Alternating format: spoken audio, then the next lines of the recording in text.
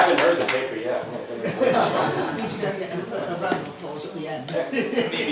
We'll try. Doctor, that's why he gets a round of applause. Amongst the many pages of what has been collectively called Tolkien's Legendarium, there are several texts which offer historical and philological descriptions of the languages of Arda, set in the transmission framework Tolkien invented to link his unique mythology and world building to a lost English tradition.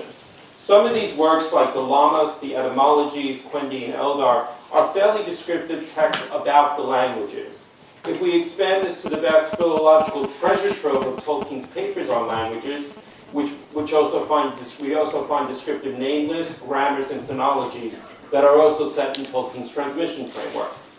However, there is one rather underexplored document dating from the late 1940s, early 1950s, in which Tolkien again uses the transmission framework to focus not so much on the descriptive what of his languages, but rather to explore the actual how, the art, skill, and craft of language invention.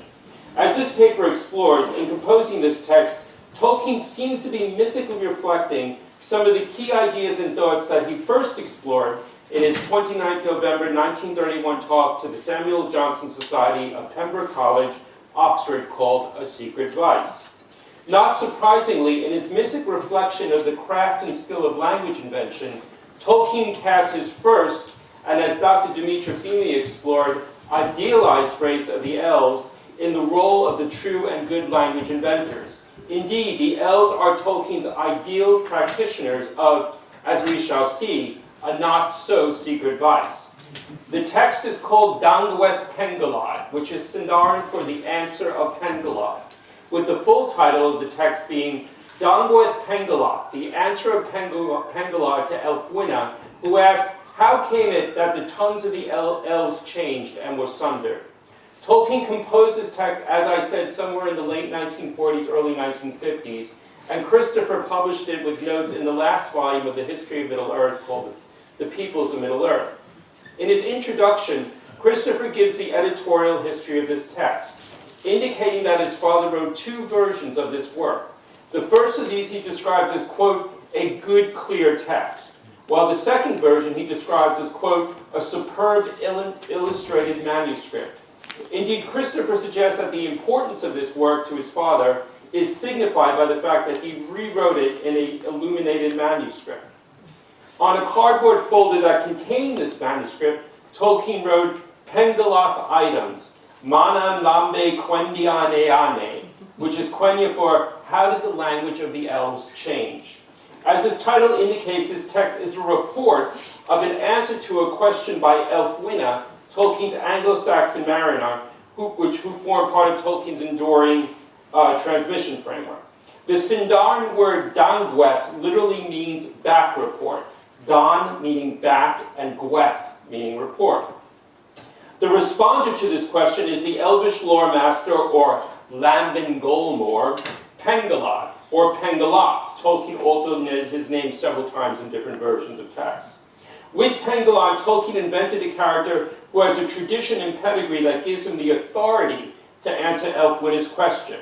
In the Legendarium, Pengalod is said to have written and compiled several key historical and linguistic works, including the Annals of Valinor and Beleriand, the Lamas, or the Account of the Tongues, the work on Elvish telepathy, Asanwe Kenta, and Eldarin hands, numerals, and fingers.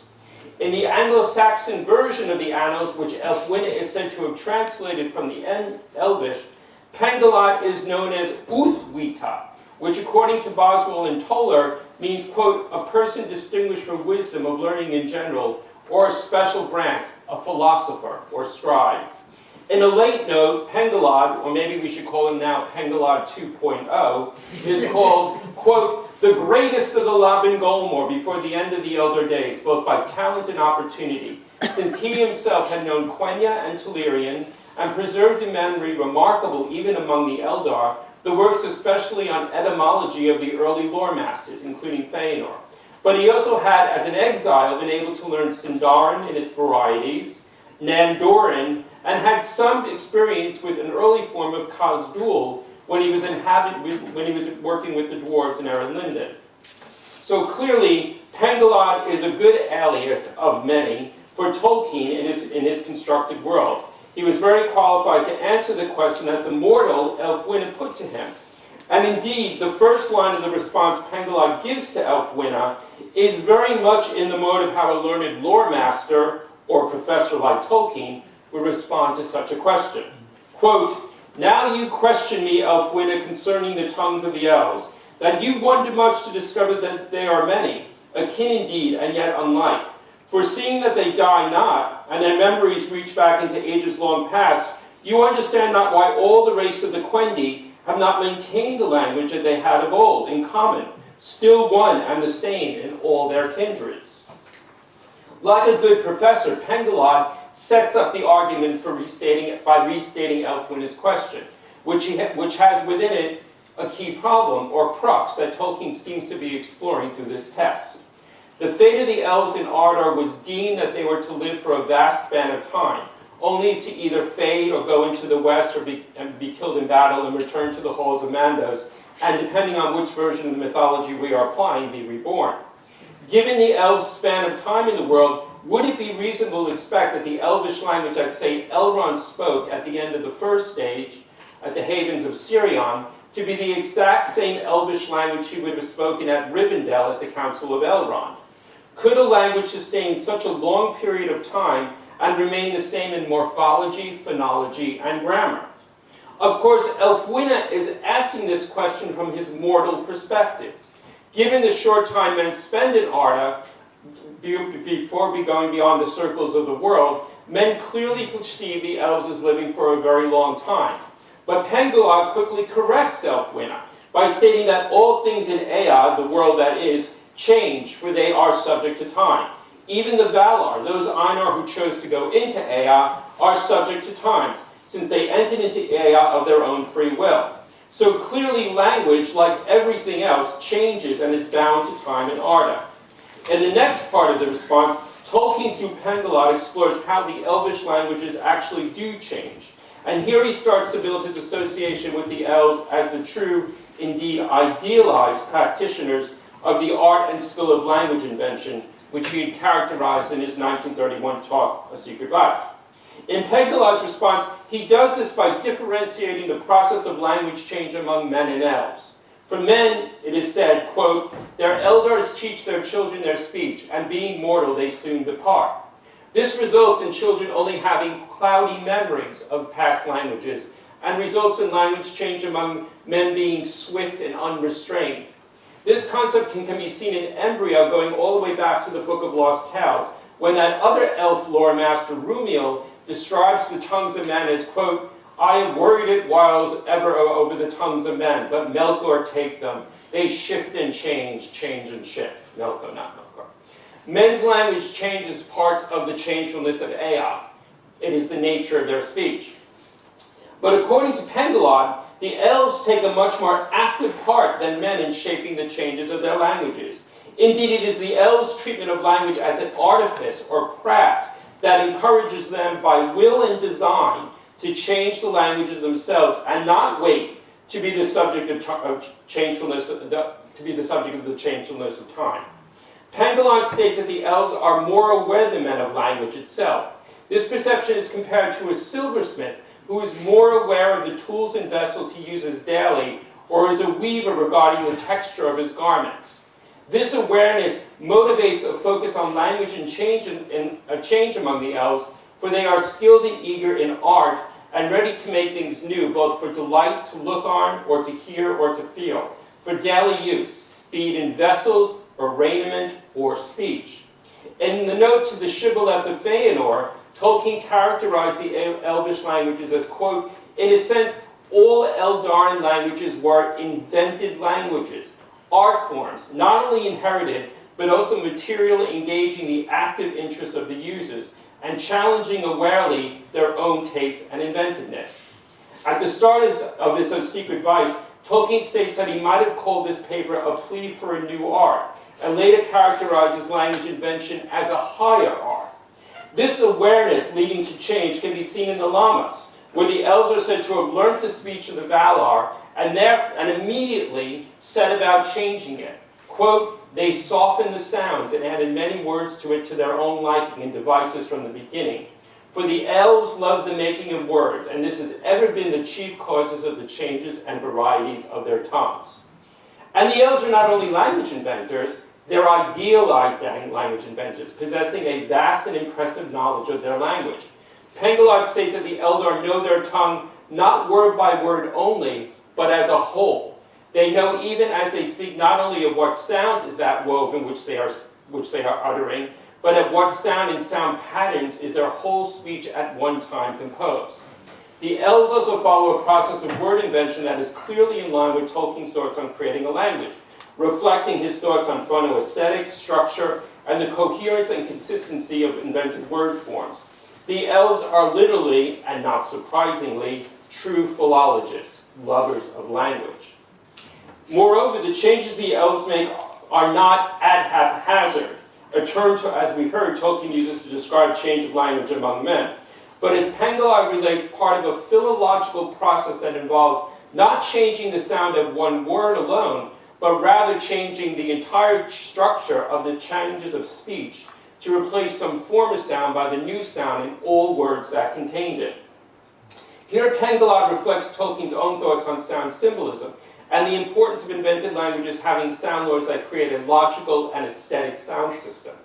Also, the craft and skill of language invention is again emphasized by comparing this act to, quote, how a weaver might change a thread from red to blue, either throughout his web, or in such parts thereof as were suitable to the new pattern, but not randomly here and there, only in one corner.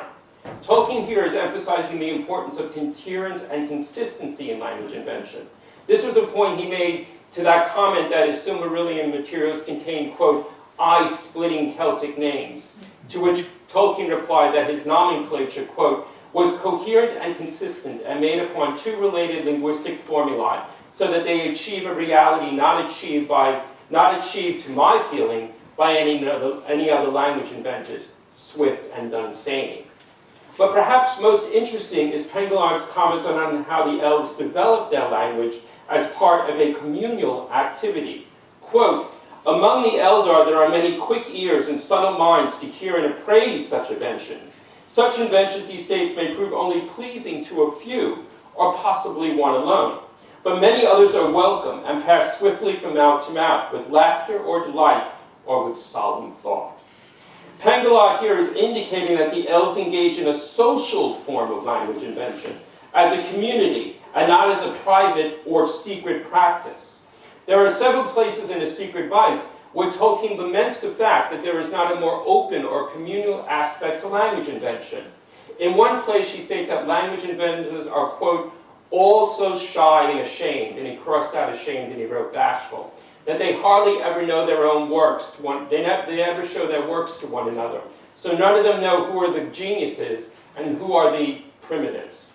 In another part of his paper, Tolkien wishes that secret practices could be given in an unbiased hearing in camera. The elves' molding or shaping of their language in a community also harkens back to Tolkien's early experience with language invention, when he helped invent Nevbosh, the new nonsense language, with his cousins in 1907-8, as a way of social communication and play within a group.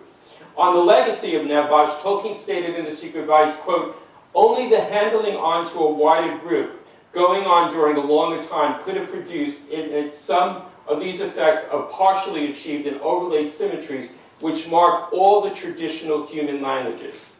In one of the manuscript notes to his Secret Vice, Tolkien wrote, quote, individuals are more ingenious than the folk. They could invent a better language, but the folk wins on wider experience. In his primary work, A Secret Vice, Tolkien wished that there was a hierarchy of hidden craftsmen who invented languages. And in his secondary world, he mystically fulfilled this by creating a community of learned, educational lovers of languages, or philologists, who eagerly work together by will and design to invent and develop their own Elvish languages. Therefore, in the Dangorth of Pengelard, Tolkien is using his narrative framework to mystically reflect what an idealized environment for language invention would be.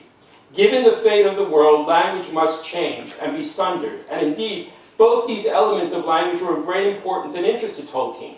In many ways, they were the motor for the invention of the development of his nexus of languages. Tolkien created a race of beings, the elves, who are both completely knowledgeable and perhaps even more importantly, eager to engage and actively invent, shape, and mold by willing to design their language, which they consider an art, craft, and skill. Tolkien's elves suggest what the Athenian philosopher Hermogenes says in one of the earliest dialogues on language and language invention, the 5th century BCE Socratic dialogue of Plato's Crotilius, when he says that the giving of names can be no such light matter, or the work of light or chance persons. The elves were not chance persons. And the elves do this in a community, a fellowship, if you will, of language inventors that Tolkien hoped was out there among the many shy or bashful practitioners of his own passionate hobby, so that these works could be evaluated and developed in a community. And finally, there might be one other element of wish fulfillment at work here. In his Secret Vice, Tolkien characterized language invention as, quote, an art for which life is not long enough. Perhaps by giving the elves a much longer life than us mere mortals, he was also giving them the time needed to invent a language or a nexus of languages that would surpass, quote, one real masterpiece plus at most a few brilliant sketches. Perhaps a perfect art language that the Eldar developed together and would use at the end of time in the second music of the Einar, when, as Tolkien wrote, every participant will fully understand their intent and be in harmony with others. True language inventors all. Thank you.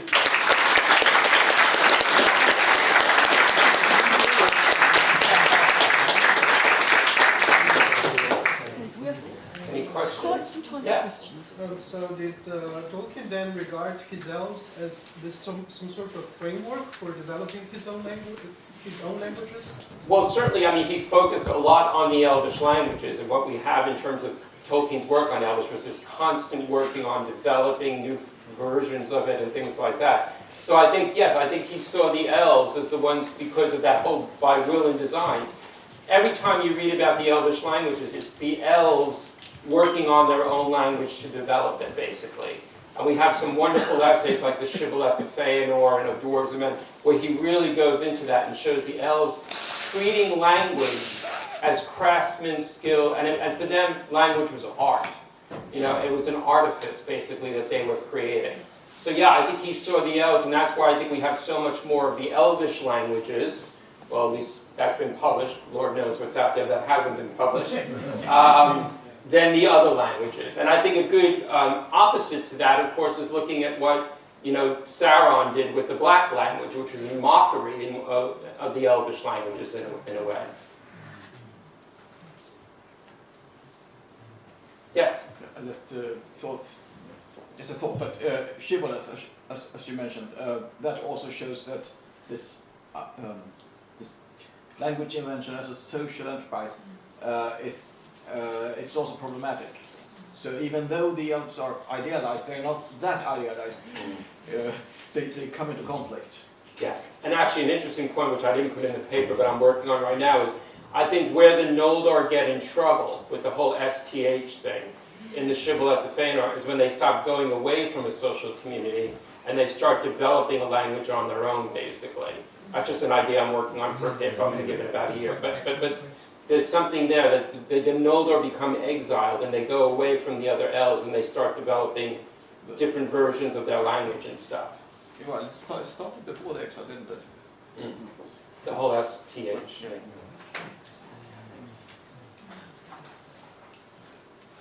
Yes? So that means when Tolkien is referring to specific languages, Sindar, whatever, that's what that language is at any given time. Mm-hmm. So the Sindar of the Third Age and the Sindar of the Elder Days would be very, very different, as well as having specific different languages. Yes, Tolkien, I mean, this is why, you know, when people say, I want to learn Quenya, I want to learn Sindarin, I always say, which Quenya and which Sindarin do you want to learn? Yeah. For Tolkien, it was about process, it was about development, it wasn't coming up with one language. So when you study Tolkien's language, you have to study this continuum. Yeah. And if Tolkien got up one morning and decided to change the passive paraphrastic to something else, that was Tolkien doing what he was doing. Yes, well, I was just going to say, you've got two aspects of diachronicity here. You've got the, the internal diachronicity in the development of the language, and the diachronicity of the maker, who then every now and then decides to upend the whole thing. Yeah. Gets out the wrong side of bed one morning. Or decides to change that. And with the results of both simultaneous. And in a way, that makes you, it's funny thinking about it, it makes you study these languages as art, in a way. Oh, Just yeah. like Denny was showing us Yeah. paintings. Yeah. I think the languages, in one way, are art. And you look at Indeed. it's an artwork. Yes. You talked about the Noldor being different, doing things differently. Could I'm just thinking top of my head, could there be also a desire to be a bit totalitarian about language in Noldor? Yeah. And being prescriptive, this is the way something should be spoken, instead of giving the others freedom of expression. So it's normative, and again trying to box people in a type, a conventional style of speaking, That's brilliant. which would be quite against his actual approach of being ever creative. Yeah, which I think is what, actually that's a much better way to, I think, say what they were doing with the shibboleth and the S and the TH and on all that. Because when you read the Shibboleth Affair, and I think, who are these people who say one should say this way, Yeah. and not that we're forcing you, because we know how language, the way you speak, influences the way you think. So it's a way of constraining the thought by constraining the words. Mitra. Yeah, no, I think there's excellent paper, and I think there's this inherent little conflict there, or sort of, especially between, possessiveness, I think is the word I was thinking about there, right? Who owns language and who decides how it changes, these are one of the main things. And politics, of course, come into the Shibboleth Affair for obvious reasons, but at the same time, this conflict between the communal aspect of language development versus the individual genius, and I think that is already there in the Secret Vice. He's not quite sure which side he's on, and it's problematic because on the one hand he's making the point that sound laws might be influenced by things like individual people sound symbolically, sort of changing language, which would have been quite an extreme thing to say, but I think would be an extreme thing to say today. But on the other hand, although he might see the communal thing as maybe railroading certain elements, it reaches that coherence that is very difficult to get otherwise. So I think it's quite nice the way you put it, because the legendarium reflects both of those. There is this inherent conflict already there. Yeah. And maybe he's using the legendarium to kind of play around with those ideas in his head. As he does with many others. Yeah. Another possibility is also the Noldor are the only Quendi. It's not this. The Quendi invent written language, was the Vanyar speak it, the Lindar, the Teleri sing it, but the writing language in a way is trying to fossilize it. We reap the benefits of what the Noldor did, because they created continuity across the ages, or an impression, an illusion of continuity. But maybe that was not so well perceived from the Vanyan side or the Teleri side. Yeah, they took the freedom out of it by putting it down on paper.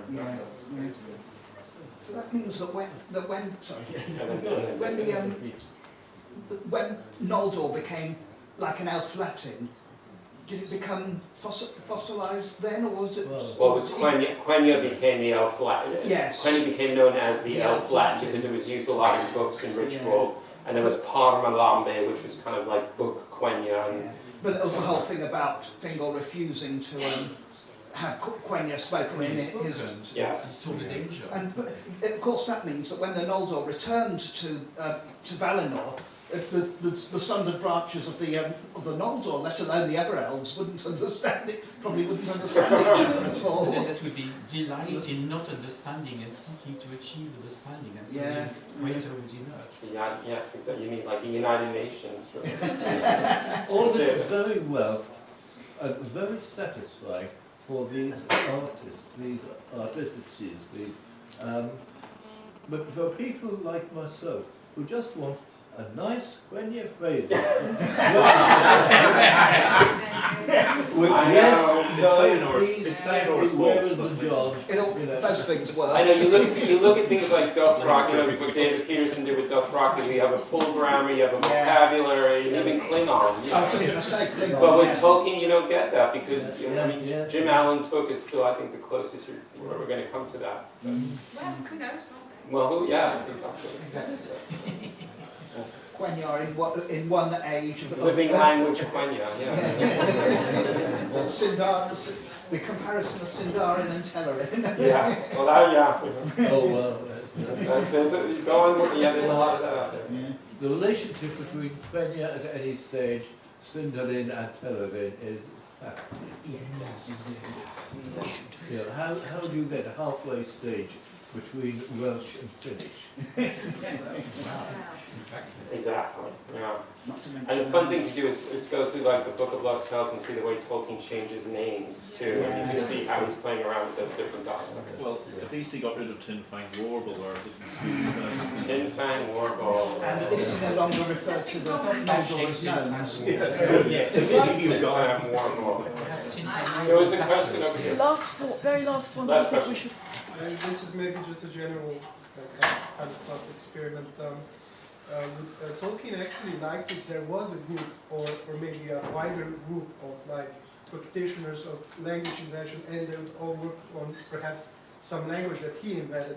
Would he actually like that? Because he kind of just used the elves to create his own language. So I don't know.